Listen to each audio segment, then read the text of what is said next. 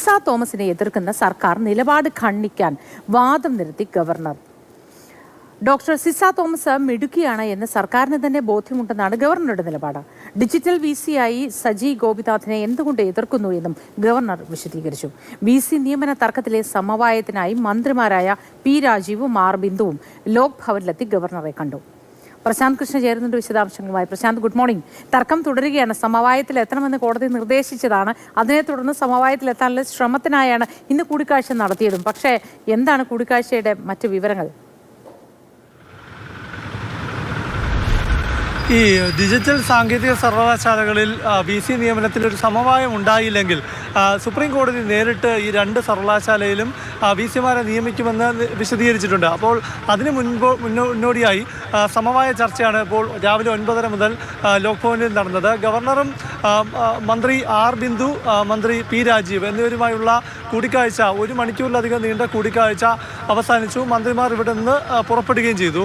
പ്രധാനമായും ഗവർണർ വിശദീകരിച്ചത് എന്തുകൊണ്ട് സർക്കാർ സിസ തോമസിനെ എതിർക്കുന്നു, അല്ലെങ്കിൽ എതിർക്കുന്ന വാദങ്ങൾ ശരിയല്ല. സാങ്കേതിക സർവകലാശാലയിൽ സിസ തോമസ് തന്നെയാണ് അനുയോജ്യയായ VC കാൻഡിഡേറ്റ് എന്ന് തന്നെയാണ് ഗവർണറുടെ വാദം. അതിന് ഗവർണർ വിശദീകരിക്കുന്നത് ഈ സിസ തോമസ് മിടുക്കിയാണെന്ന് സർക്കാരിന് തന്നെ ബോധ്യമുണ്ട്.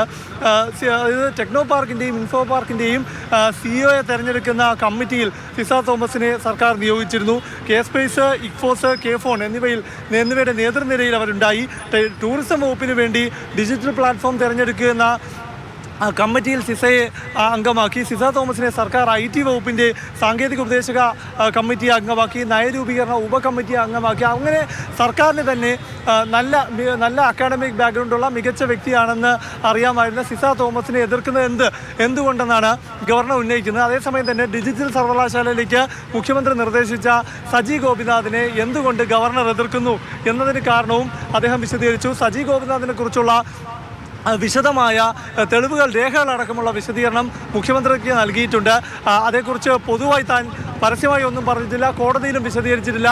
കാരണം ഈ വിഷയം രാഷ്ട്രീയവൽക്കരിക്കാൻ തനിക്ക് ഉദ്ദേശമില്ല എന്നതാണ് ഗവർണർ പറയുന്നത്. എന്തായാലും ഈ വിഷയത്തിലുള്ള സർക്കാർ നിലപാട് എന്തെന്നത് ഏറ്റവും പ്രധാനമാണ്. എന്തു തന്നെയായാലും രണ്ടു ഭാഗവും അവർക്ക് പറയാനുള്ളത് വിശദീകരിച്ചിട്ടുണ്ട്. ഇനി കോടതിയിലായിരിക്കും ഇക്കാര്യത്തിലുള്ള നിലപാട്. ഒരു സമവായം ഉണ്ടായിട്ടുണ്ടെങ്കിൽ തന്നെ കോടതിയുടെ പരിഗണനയിലിരിക്കുന്ന വിഷയമായതുകൊണ്ട് തന്നെ നാളെ സുപ്രീം കോടതിയിൽ ഈ വിഷയം വരുമ്പോഴായിരിക്കും ഒരു ഏക അഭിപ്രായം ഉണ്ടായിട്ടുണ്ടെങ്കിൽ അത് വിശദീകരിക്കുക.